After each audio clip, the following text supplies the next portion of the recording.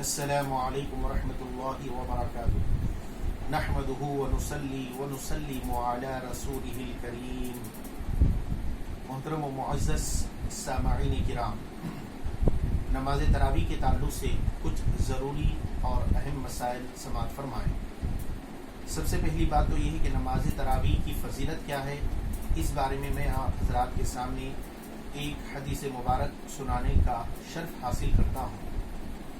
صحیح بخاری شریف میں امام بخاری رحمۃ اللہ تعالی علیہ نے ایک حدیث شریف کو نقل فرمایا ہے۔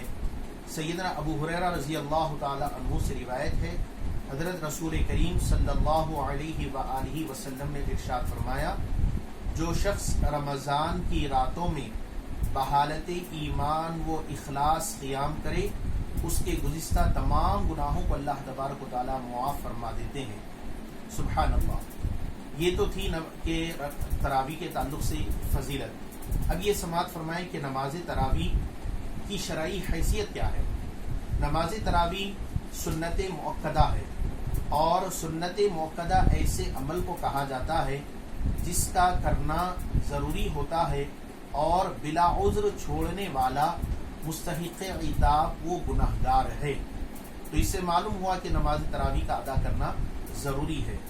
ہاں، نماز تراویح کی جو جماعت ہے وہ سنت مؤکدہ علی الکفایہ ہے۔ اس کا مطلب یہ ہے کہ جماعت میں اگر کچھ لوگ حاضر ہو جائیں تو یہ سب کی طرف سے جماعت کی سنت ادا ہو جائے گی، اور سب کو فردن فردن اپنے مقام پر تراویح ادا کرنا ضروری ہے۔ بالخصوص اب جو حالات چل رہے ہیں، ہندوستان اور کئی ممالک میں لاک ڈاؤن چل رہا ہے، ایسے حالات میں نماز تراویح کا جب مسجدوں میں ادا کرنا مناسب نہیں ہے جماعت کے ساتھ، اس وجہ سے آپ تمامی حضرات اس بات کا اہتمام کریں کہ اپنے اپنے گھروں میں نماز تراویح انفرادی طور پر ادا کرنا چاہیے۔ اب کچھ سوالات جو پیش کیے گئے ان کے جوابات آپ سماعت فرمائیں۔ ایک سوال یہ کیا گیا کہ نماز تراویح کا وقت کب شروع ہوتا ہے۔ نماز تراویح کا وقت عشاء کے بعد شروع ہوتا ہے، اور نماز فجر کے وقت سے پہلے تک یہ وقت ہوتا ہے۔ نماز تراویح کے ادا کرنے میں اس بات کا خاص خیال رکھنا چاہیے کہ عشاء کی نماز پڑھ کر ہی نماز تراویح ادا کی جائے۔ اگر عشاء کی نماز پڑھے بغیر اگر کوئی تراویح ادا کرتا ہے تو وہ تراویح شمار نہیں ہوگی۔ ایک سوال یہ کیا گیا کہ نماز تراویح کی نیت کیا ہونی چاہیے۔ نماز تراویح کی نیت اس طریقے سے کریں: 2 رکعت نماز سنت مؤکدہ تراویح کی ادا کرتا ہوں، خاص اللہ تعالیٰ کے واسطے، مطرف کعبہ شریف کے اللہ اکبر کہہ کر آپ اپنے ہاتھوں کو باندھ لیں۔ اب یہ بتایا گیا کہ نماز تراویح کا طریقہ یہ ہے کہ 2 رکعت کر کے یہ ادا کرنا چاہیے۔ ہر 2 رکعت کے بعد سلام پھیریں گے۔ اس طریقے سے 10 مرتبہ 2 رکعت ادا کریں گے تو یہ نماز تراویح کی 20 رکعت ادا ہو جائے گی۔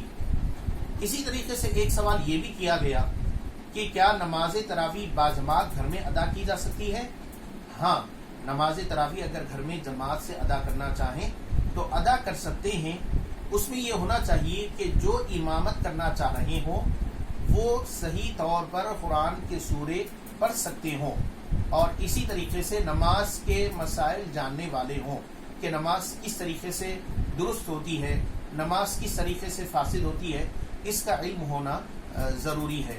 تو لہٰذا جو بھی امامت کر رہے ہوں وہ نماز کے ضروری مسائل کو جانتے ہوئے نماز تراویح کی اگر امامت کر لیں تو یہ جائز ہے۔ پھر اسی طریقے سے ایک سوال یہ بھی ہے کہ کیا نماز تراویح گھر میں جب جماعت سے پڑھ رہے ہوں تو خواتین بھی جماعت میں شامل ہو سکتی ہیں یا نہیں۔ تو دیکھیے، اس بارے میں شرعی قاعدہ یہی ہے کہ خواتین بھی جماعت میں شریک ہو سکتی ہیں، اور اس کا طریقہ یہ ہوگا کہ پہلے امام صاحب کھڑے ہوں، اس کے بعد بالغ مرد حضرات کھڑے ہوں، اس کے بعد نابالغ لڑکے کھڑے ہوں، نابالغ لڑکوں کے پیچھے پھر خواتین اگر کھڑی ہوں، یہ سب مل کر اگر جماعت کر لے رہے ہوں تو جماعت ہو سکتی ہے۔ اسی طرح سے ایک سوال یہ بھی کیا گیا کہ ہر 4 رکعت کے بعد تسبیح پڑھنا، اس کا شرعی حکم کیا ہے۔ یاد رکھیے، نماز تراویح میں ہر 4 رکعت کے بعد یہ بیٹھنا مستحب ہے، اور اتنی دیر بیٹھنا جس میں 4 رکعت ادا ہو سکے، یہ بیٹھنا مستحب ہے، تسبیح پڑھنا مستحب نہیں ہے. اس میں آپ کو اختیار ہے ہر 4 رکعت کے بعد چاہے آپ قرآن پڑھتے بیٹھیں یا نفل نماز پڑھیں یا تسبیح پڑھیں یا خاموش رہیں، یہ آپ کو اختیار ہے. تسبیح پڑھنا کوئی واجب یا فرض نہیں ہے. اگر کوئی شخص 4 رکعت پڑھ رہا ہے بغیر کسی تسبیح کے، بغیر کسی رکے کے، تب بھی یہ کر سکتا ہے. 4 پوری رکعتیں یعنی 20 رکعت ادا کرنے کے بعد پھر ایک ہی ساتھ دعا کرنا چاہے تو بھی کر سکتا ہے. اس میں کوئی حرج کی بات نہیں ہے. ایک سوال یہ ہے کہ نماز تراویح میں اگر حافظ نہ ہو تو پھر کیا پڑھنا چاہیے، کون سے سورہ پڑھنا چاہیے؟ دیکھیے اس میں بہتر طریقہ یہ ہے کہ الم ترا سے لے کر ختم قرآن تک یہ جملہ 10 سورے ہیں. ہر رکعت میں ایک سورہ پڑھیں. اس طریقے سے 10 رکعت آپ کے مکمل ہو جائیں گے. جب 10 رکعت مکمل ہو جائیں گے تو پھر انہی 10 صورتوں کو پھر سے پڑھنا شروع کریں تو اس طریقے سے اور 10 رکعت پورے ہو جائیں گے. جملہ یہ 20 رکعتیں ادا ہو جائیں گی. یہ طریقہ کار ہے. اب اس میں یہ بات بتائی گئی ہے کہ اگر کبھی اتفاقی طور پہ سوروں میں ترتیب بگڑ جائے، جیسے مثال کے طور پر پہلے الم ترا ہے پھر لإیلاف قریش یہ سورہ ہے، اگر کوئی غلطی سے پہلے سورہ قریش پڑھ لیا بعد میں سورہ فیل پڑھ رہا ہے تو یہ بہتر عمل نہیں ہے، مکروہ عمل ہے. لیکن اس کی وجہ سے سجدہ سہو واجب نہیں ہوتا. بہتر یہی عمل ہے کہ پہلے سورہ فیل پڑھیں پہلی رکعت میں، دوسری رکعت میں سورہ قریش، تیسری میں سورہ ماعون، چوتھی میں سورہ کوثر، پانچویں میں سورہ کافرون، چھٹویں میں سورہ نصر، پھر ساتویں میں سورہ لہب، آٹھویں میں سورہ اخلاص، نویں میں سورہ فلق، 10ویں میں سورہ ناس. یہ 10 رکعتوں کی میں ترتیب آپ کے سامنے بیان کر چکا ہوں. اسی طریقے سے اور 10 رکعتیں ادا کر لیں تو یہ جملہ 20 رکعتیں ہو جائیں گی. اور پھر نماز عشاء جب جماعت سے پڑھ رہے ہوں تو رمضان کے دنوں میں نماز وتر کو بھی جماعت سے پڑھنا ہے. عشاء کی نماز پڑھ لینے کے بعد 20 رکعت نماز تراویح ادا کریں، اس کے بعد پھر وتر آپ ادا کریں. اس طریقے سے یہ تراویح ادا کرنے کا مکمل طریقہ کار ہے.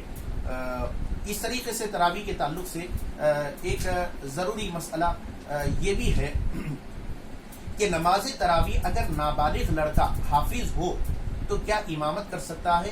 ہاں، اگر حافظ ہو تو یقیناً اس کے لیے فضیلت اور سعادت والی بات ہے، لیکن نابالغ اگر ہے تو وہ امامت نہیں کر سکتا. امامت کرنے کے لیے بالغ آدمی ہونا ضروری ہے. بالغ آدمی ہی امامت کر سکتا ہے. اللہ رب العزت سے دعا ہے اللہ تعالیٰ مجھ کو اور آپ کو عمل خیر کی توفیق عطا فرمائے. آمین. وآخر دعوانا ان الحمد للہ رب العالمین.